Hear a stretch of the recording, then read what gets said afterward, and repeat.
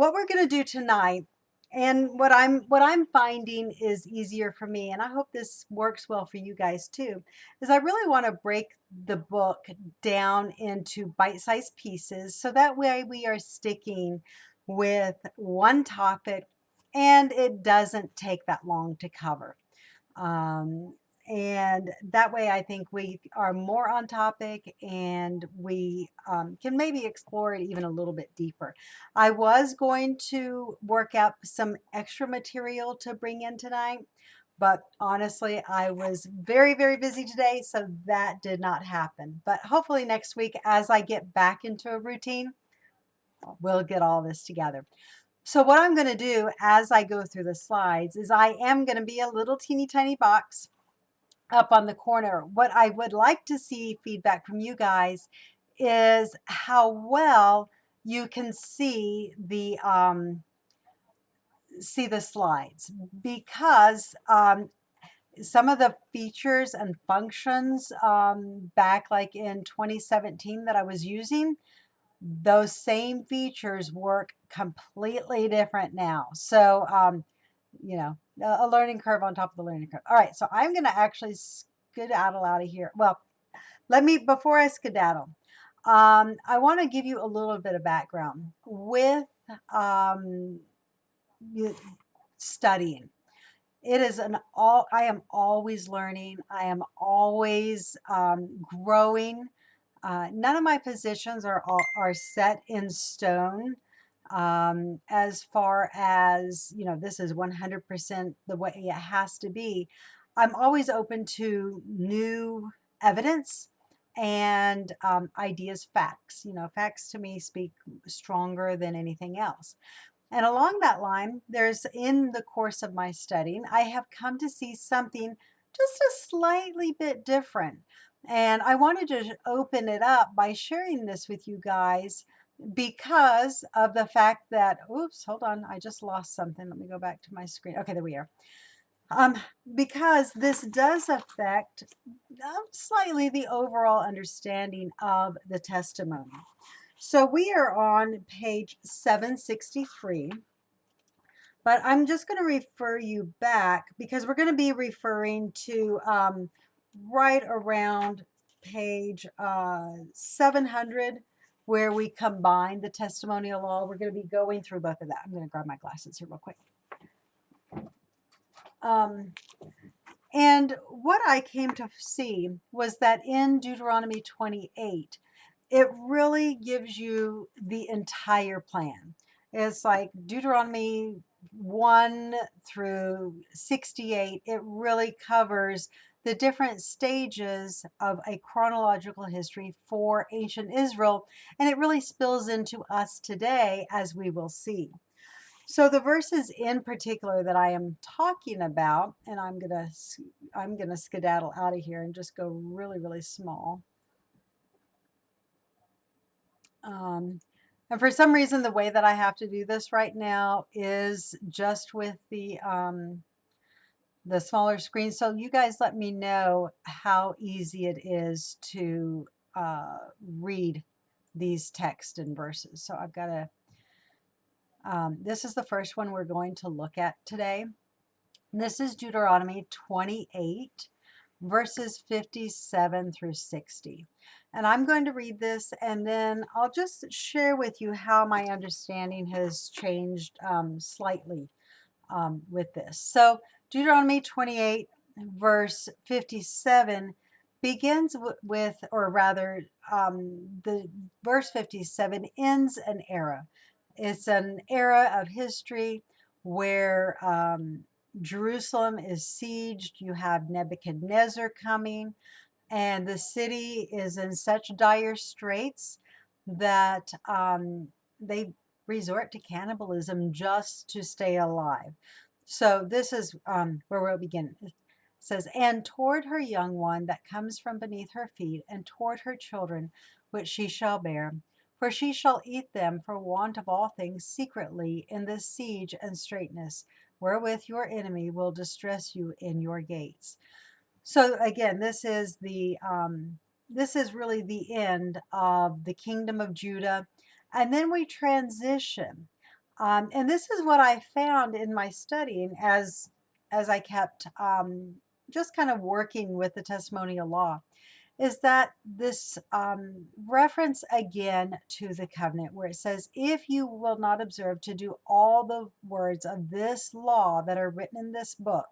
So every time you see a reference to the covenant and to Israel either obeying it or not obeying it, that really inaugurates another era of history.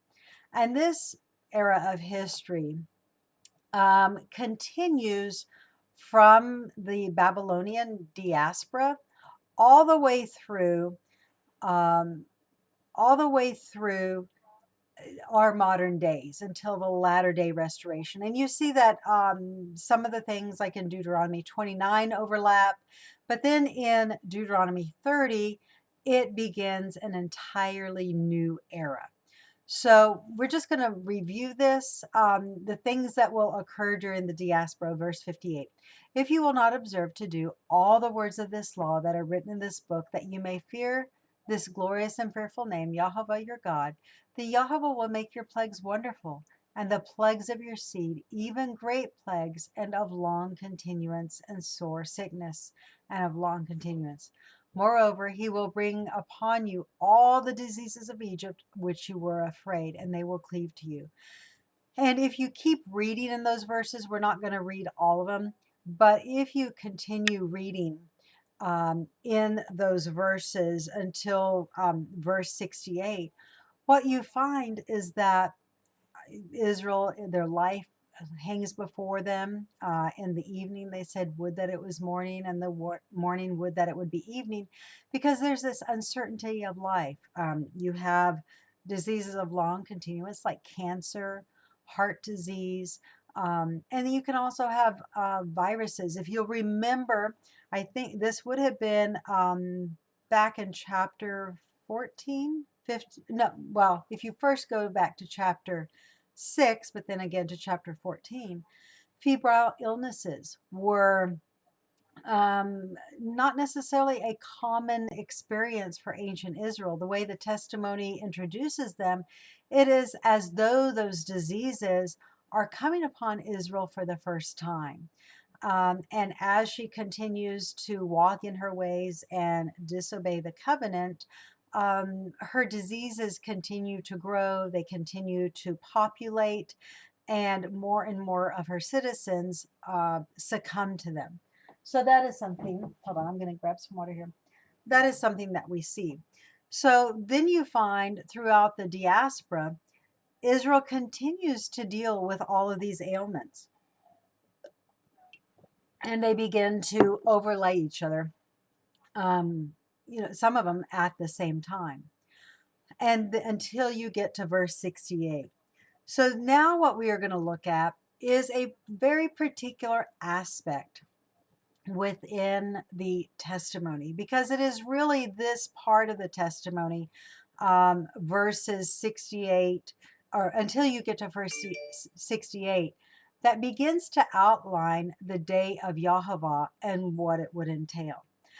But before we get into the specifics of this horrific day, the prophets will some of the prophets will talk about the day of YHWH as a day of salvation. Others will talk about the day of YHWH as something that burns in an oven. So the question that arises among scholarship is which interpretation is valid. A lot of them view the ideas of Zechariah and Zephaniah, where the day of YHWH is more of a holocaust, as something that was very late, something that was not in the original ideology of the prophets. But what I would like to show is that, as Isaiah says over and over again, that YHWH has showed us from the very beginning, from the inception of the nation of Israel, those things that would come upon Israel and those things that would befall them throughout history. Not everything, but the very significant milestones are definitely there in the Torah, within the testimony of the Torah, for us to find today. So before we get into this day of judgment, it's really important, I feel, for us to have a good, solid understanding of sacrifices. In our modern culture, sacrifices are something that are very controversial.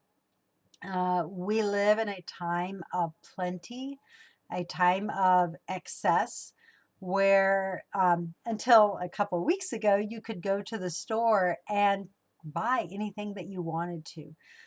I know many children that are not aware that when they eat chicken, that it actually comes from an animal, or somebody has to actually pluck the feathers. There's actually a real process behind it.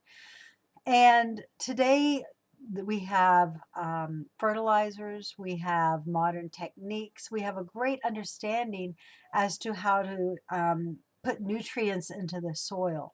When we have a drought, just as modern day Israel has shown, they have developed technologies so that even in very arid climates, you can bring moisture to plants so that they thrive, and even grab humidity out of the air, convert it to water that waters plants. So there's a lot of technology that makes produce and makes farming very, very viable that was not available anciently.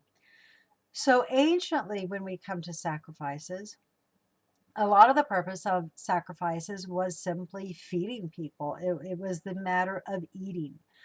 But in a biblical sense and an ancient Near Eastern sense, it also had a broader context. And that is what we're going to look at tonight. And I'm going to change slides here. Again, the slides do not change for me as they used to, so I'm having to take some extra steps here. So if you see a little delay or glitches, that's what's happening. So what we find here is this idea of atonement through sacrifice, or atonement through Holocaust. And you guys have heard me refer to this, this particular ceremony. This is a ceremony from Assyria. And what the person would do is they would put their hand on the sacrificial victim. In this case that we're looking at here, it's a calf. So it's, the person would take an oath, and he would say, as this calf is cut into pieces, so Matiel be cut into pieces.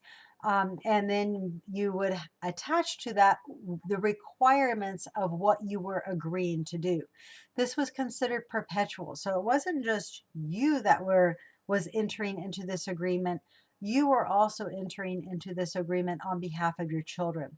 You see this in Genesis 9 with the Noahic covenant, where Yahweh says, with you and your descendants. You see this again in Deuteronomy, where Yahweh says, I am making this covenant with you, but not only those that are here with us today, but also with Israel's descendants. So there's this idea that covenants, by their very nature, are perpetual.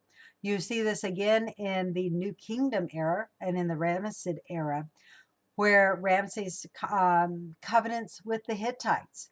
And in that covenant, Ramses promises to be a father to the Hittites in some ways. And one of the things that he agreed to do was to provide sustenance to the Hittites if it was needed.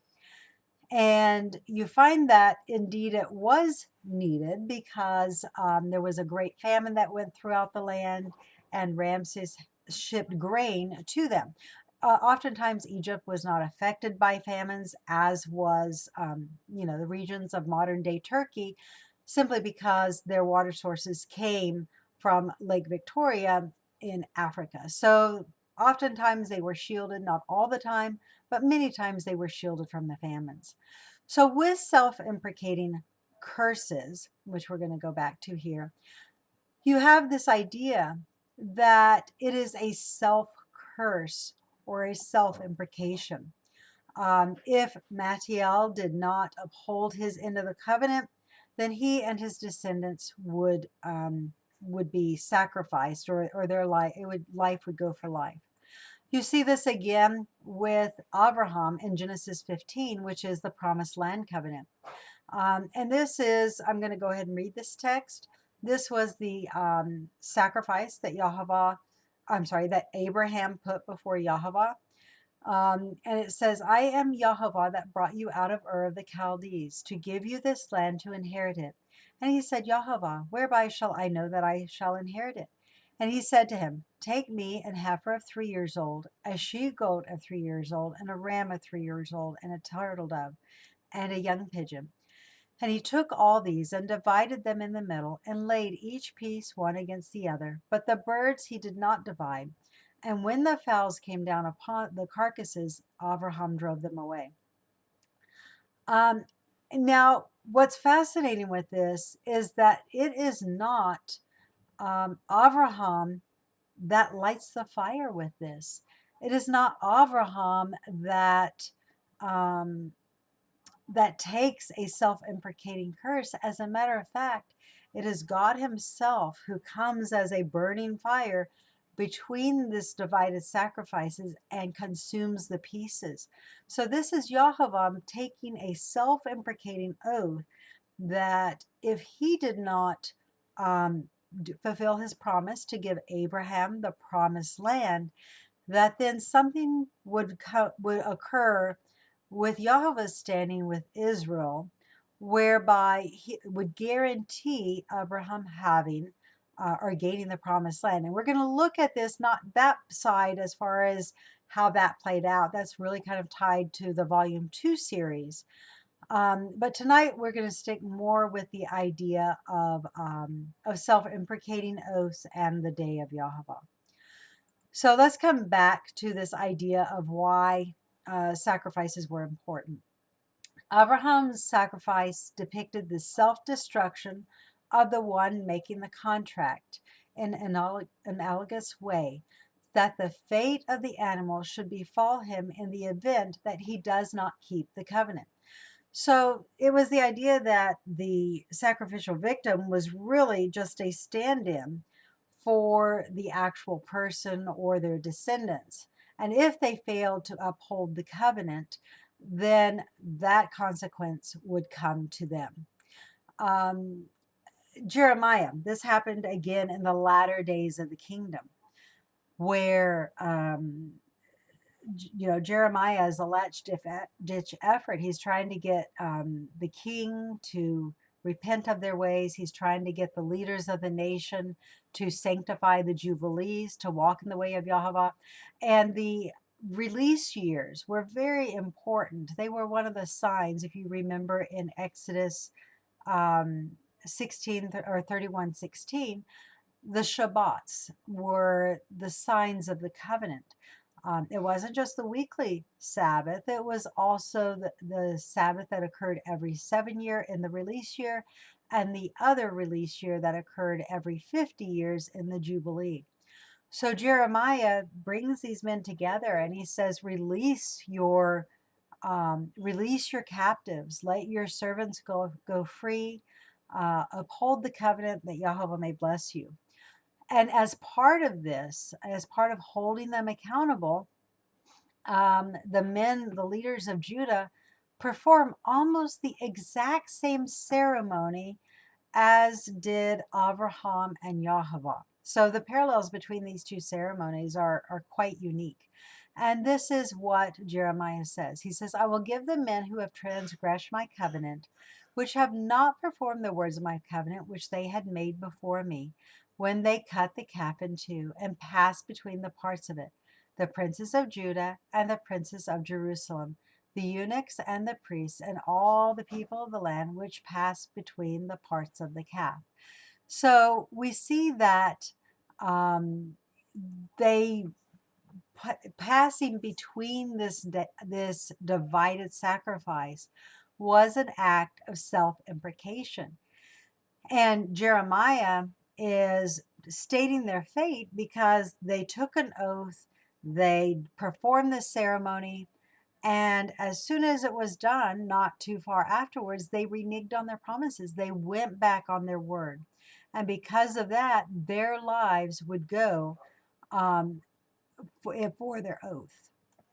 And bear with me, my throat is a little dry. I have had a cold the last 2 months. I'm almost over it. but I'm still a little nasal. So hold on, I'm going to take a drink of water real quick.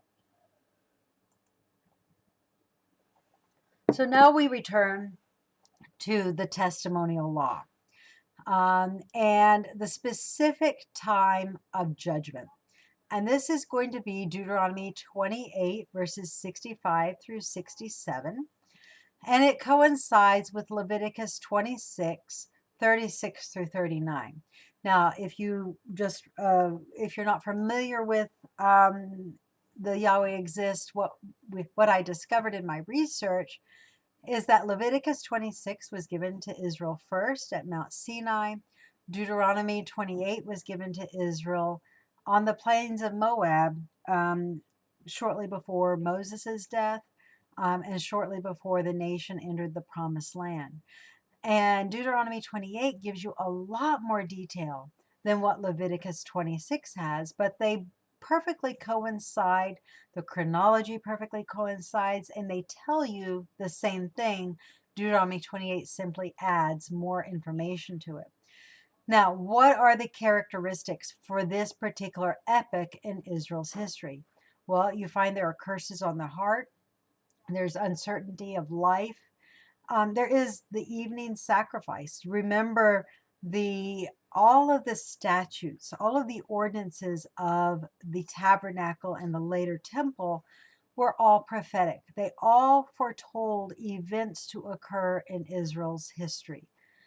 And the evening sacrifice in particular foretold the world judgment, partly of breaking the Noahic covenant, but also of Israel breaking her own covenant with Yahweh. So during this time, you find that there are wars after wars, there's persecution. You know, the idea of religious persecution, it really didn't exist until the late Second Temple era. Before that, you had polytheism. No one really cared about which God you served. No one really cared about what you thought. But as the Greeks came in contact with Judaism, because during the Second Temple period, it had morphed from the cult of Yahweh that was taught by David and Isaiah, and it continued to grow on its own during the Second Temple period, becoming the Jewish religion.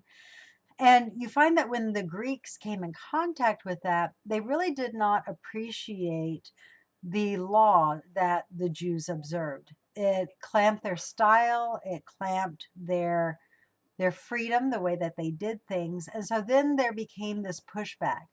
As the diaspora occurred, more and more Jews were living in Greek lands within Rome and Spain. And the more contact that there was, the more that the Greeks really, and when I say Greeks, I'm specifically referring to Hellenism, the more they began to loathe the idea of a set of laws that a particular group of people needed to follow. So this was really a pushback that led to persecution. You find that there were a lot of persecutions during the late Potomac Empire. Syria comes into play. And these become very troublous times, or troubling times. Then after the Second Temple era, then that is succeeded by the Christian era. And during the Christian era, you find that those times are just as troubling. You have the Inquisitions, you have a reign of terror by the Catholic Church. And so these are times where life indeed did hang before one's eyes.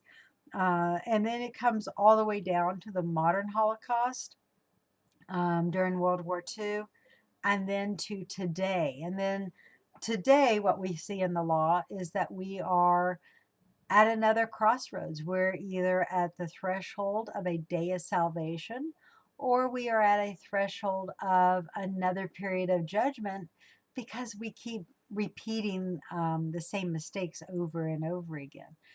So let's look at these verses in detail, and we are going to compare them.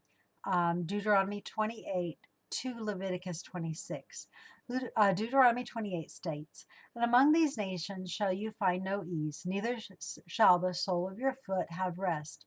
But Yahweh shall give you there a trembling heart, and failing of eyes, and sorrow of mind.